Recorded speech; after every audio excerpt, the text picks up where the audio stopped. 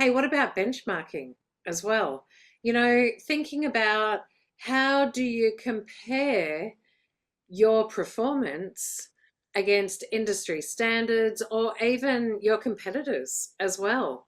You know, really helping to understand if your brand promise is competitive and it's being fulfilled.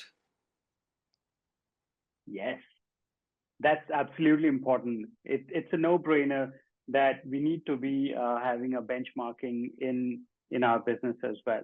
And also, I would like to talk about, since we've been in the last 2 months, we've been talking about a lot of different ways of ensuring to fulfill our brand promise. It's also important that we adapt and innovate as we go along the journey because things keep changing. The business environment keeps changing. Your competitor will change. New competitors will come. They will have their own way of working, which could be liked by your customer. And in order to avoid your customers going, you need to be always on top of that. What's coming? What's new? What needs to be uh, brought into our company by adapting that we always remain ahead of the curve with our competitors. So innovation and being adaptive is like a DNA of any successful business. If you have it, you will always thrive. If you don't, you will always struggle. What do you say, Zach? Oh, you're absolutely right.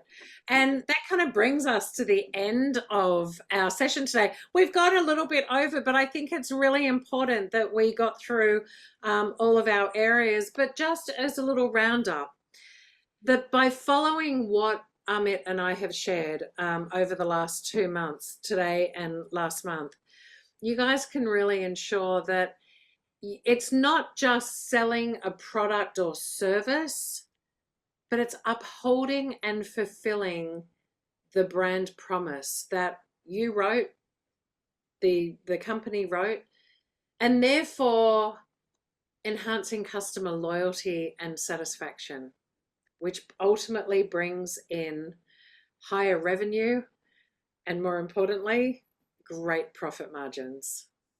Thank you so much for joining us this week and month.